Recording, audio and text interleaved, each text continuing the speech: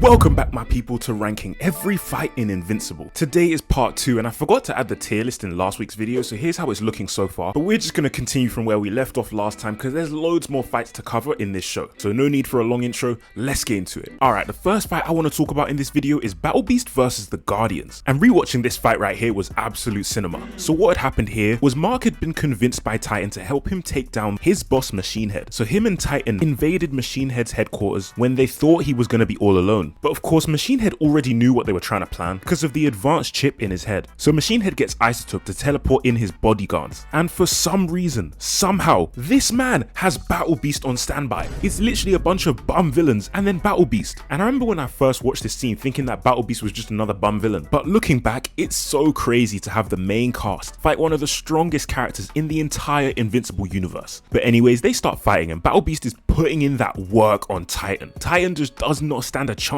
And Mark is getting all the way messed up, so he had to lock in real quick and deal with these bums. But unfortunately, no amount of locking in can prepare you for Battle Beast, and Battle Beast gives him one of the most brutal beatdowns that he has received in this whole series. I'm not gonna lie, he got messed up big time. But fortunately enough, the Guardians arrive after Cecil got an anonymous call to dispatch them, but we know who sent that anonymous call. And to be honest, the Guardians weren't even doing too bad against the other bums, but of course Battle Beast is way too much for any of them to handle because he makes light work of Robot, Rex and Shrinking Ray. He gives Mark a generational smackdown for vibes. He then embarrasses Black Samson. Genuinely, how did he recover from this? And then he bashes in Monster Girl's head with 2 rocks. And then he just leaves because nobody here can challenge his strength. Which is a hilarious way to end the fight, I'm not gonna lie. Imagine your opponents being so weak that you just have to leave. But at least the other Guardians were able to take out the other villains and arrest Machine Head, bringing an end to this fight. But this fight was actually so good. The action was insane. And also in the end, Titan left Mark for dead, which just shows that he did not care about Mark. So even though Titan is technically the good guy in this side of the town where low-level crime runs rampant,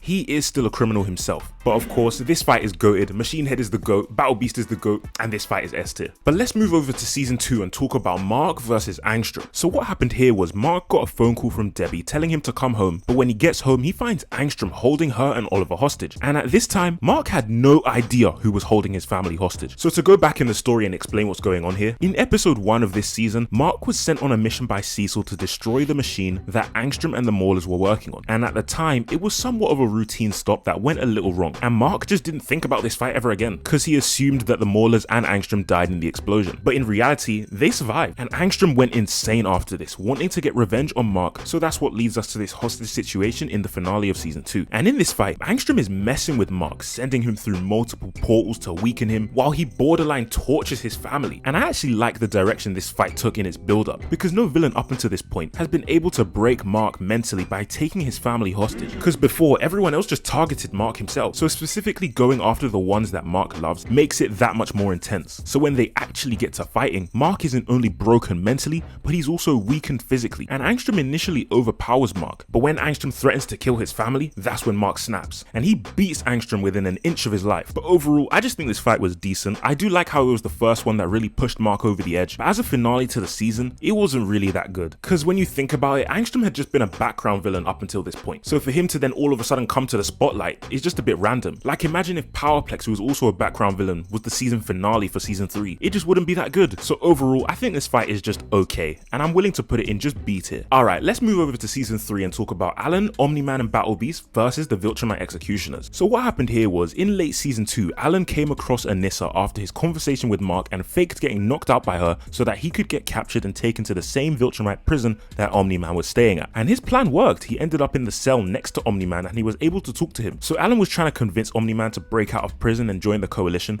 but Omni-Man was not trying to hear all that, because at the time he believed that because he betrayed his people, he deserved to die. But over time, through more conversations with Alan, he had slowly begun to change his mind, but his execution date was already set and the executioners had come to get him. So now Alan had to break out of his cell and save Omni-Man. So Alan was going through the prison, breaking out all the other prisoners to cause more chaos while he tries to find the execution room. But while he's doing that, he stumbles across this cell right here, and inside is none other than Battle Beast, who Alan gets to join the fight because there's going to be Viltrumites, and Battle Beast wants nothing more than to fight strong opponents. So they pull up and Battle Beast immediately starts fighting this one Viltrumite, whilst Alan tries to break Omni-Man out of the cuffs he's in. But then Alan starts getting beat up by this other executioner, which sets Omni-Man off and he breaks out of those cuffs to save Alan. And this next fight sequence was actually really clean with that little double team Omni-Man and Alan had going on. Then Alan bursts a hole in the wall so that he can take the fight into space. Battle Beast is still fighting this Viltrumite while the other is focused on Alan and Omni-Man, and he gets absolutely smoked by the two of them. Brutal way to go out getting your head punched in like that. But overall, this fight was crazy from start to finish. I think the build up of the fight was actually really good. We also had Omni-Man developing, starting to realize that yeah, he actually does need to join the coalition, because why does he even have any allegiance to these people anymore? He already pretty much abandoned them, so of course he's now realized that he needs to join the coalition. Battle Beast's entrance was also so cool. He's just one of my favorite characters. I always love when this guy is in the show. So overall, I can't put this in anything but S tier. It's a great fight and definitely a standout from an already amazing season. But next up, let's talk about the first real fight in the show, that being the Guardians versus Omni-Man. So build up wise, what happened here was the Guardians all randomly got a distress call to go back to their headquarters for an emergency meeting. And the last person to arrive is Darkwing, and the other Guardians ask him why he made the distress call, because none of the other ones did and they were all confused. But Darkwing says that it wasn't him, which made them all confused. And out of nowhere, Omni-Man attacks them, which at the time, nobody saw coming, and the fight starts with War Woman swinging on Omni-Man, and he's mostly fighting defensively since they're all attacking him right now. But then he gets his chance to go on the offensive when Red Rush attacks him, and he catches his punch. Now I know we all know what happens following this scene right here, but I am curious, could Red Rush not have reacted to Omni-Man raising his hand to grab his fist? Because we already know he perceives time slower and things move slower for him, so surely he would have been able to react. Or is it that when his super speed is active, he perceives time normally? This is exactly why I wish we got to see more of Red Rush's powers so they could actually be explained. But anyways, after Red Rush went down, the rest of them went down without much of a fight. War Woman, Immortal and Martian Man really do put in the work on Omni-Man, but unfortunately they just aren't enough on their own and they all got killed. And overall, this fight is just so good. I love rewatching it because the unexpectedness of Omni-Man attacking them is just so cool. And to add a little touch to this fight, Omni-Man didn't say a word the entire time, which is a nice touch because it really sells his role as the twist villain, because we get no answers from him when the Immortal asks him why, and it's such a stark contrast to his character that we saw throughout episode 1 because he was so talkative and friendly. So seeing him go from that talkative friendly guy to a ruthless murderer was just so crazy. And not every fight needs to have crazy build up to be an S tier fight, because unexpected fights like this that catch us off guard are really good when they're done right, by introducing a twist villain for example. And going back with the knowledge we have now, there's some nice foreshadowing for this fight, from the moment Mark says that he finally got his powers with the way Omni-Man reacted. So this is another S tier fight. Honestly, how can I not give it S tier? They're just so many good fights in this show, and this is another one of them. But let's move on to season 2 again to talk about Mark and Omni-Man versus Vidor, Thula and Lucan. So what happened here was Mark was called to Thraxa by a Thraxan who claimed that they needed his help, but in reality it was so that Omni-Man could talk to him and apologize. But Mark is not trying to hear all that, and no one can really blame him after what happened between them. So Mark was about to leave without helping, but he gave Omni-Man some time to explain why he really needed his help, and it's because Omni-Man is a fugitive of Viltrum at this point, and they probably know about his whereabouts, so he needs Mark to take Oliver and defend Thraxa from the Viltrumites who are gonna come. But before Mark even has time to decide if he wants to help his dad, Vidor, Thula and Lucan all pull up, which was way earlier than Omni-Man expected.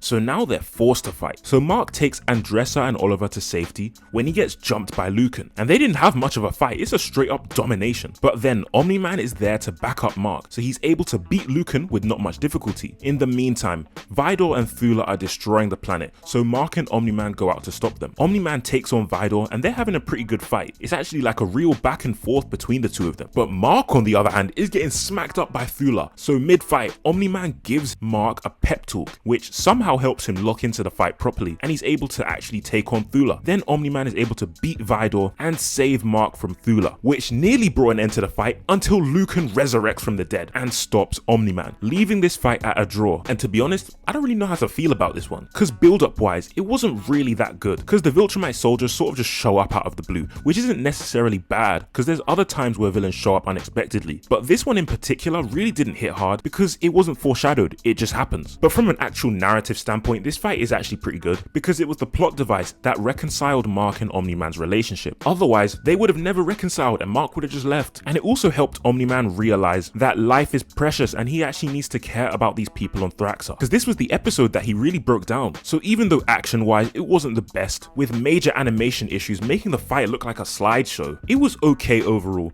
and I do think this fight could have been one of the best in the series had it been animated properly. So overall, I'm low-key feeling like a low B tier bordering C tier, which might seem a bit harsh, but for what this fight could have been, it just didn't deliver. And last but not least, we have Conqeust versus Mark. So what happened here was the Invincible War had finally wrapped up, and Mark had joined the efforts to clean up the city, when all of a sudden, this big guy just shows up and tells him to stand ready for his arrival and fight him. And Mark is low-key ready to fight, but I don't know why you would be ready to fight. I don't know who Mark was feeling like, but he gets handled differently. Conqeust is throwing him around, giving him some serious work, and Conqeust isn't even taking the fight seriously. He takes him to space, blows him a little kiss, takes him back down to Earth, like he's just having fun with him. And the whole world is watching this fight go down. That's how you know the stakes were seriously high right now. Cecil's over there stressing, trying to get some Reanimen ready. Eve's just woken up and she realizes she needs to join the fight too. Oliver did come into the fight and do a little bit of work, but of course he gets handled by Conqeust easily. And there's just so many iconic moments throughout this whole fight, like Mark getting dragged through all those people on the beach, which is a callback to the train scene from season 1. Clearly the writers just wanted us to live through that horrific moment again. Conqeust gives a speech to Mark, telling him that he's so happy that he gets to let loose and just destroy everything. And the speeches in this fight were definitely a highlight. Of course we have that iconic "I'm so lonely" speech, and you can really feel the emotion throughout this fight. And you guys know how this fight ends, I don't even really need to explain this. But essentially, Conqeust has pushed Mark to the absolute limits of his strength, and he doesn't really have anything left and he's about to kill him, but obviously Eve resurrects from the dead and she blasts Conqeust, which helps Mark beat Conqeust, bringing an end to the fight. But do I even need to explain why this fight is so goated? Conqeust is just the best villain, and he's Mark's biggest threat, so the stakes were incredibly high. And Conqeust was foreshadowed to be a serious threat, and he did not disappoint. The speeches throughout the fight were amazing, because they really added to the emotion. I just love this finale so much. It's definitely top 2 fights in the whole show. I do still think I slightly prefer the season 1 finale over it, but it's an extremely close second. So how can I give this anything but S tier? But that's pretty much it for this video. Let me know what you guys think of the tier list so far, and should I do a part 3 or should I do another Invincible hot takes video? I haven't done that one in ages and I want to know your thoughts, so make sure you leave it in the comments. But that's pretty much it, and I'll see you guys next time.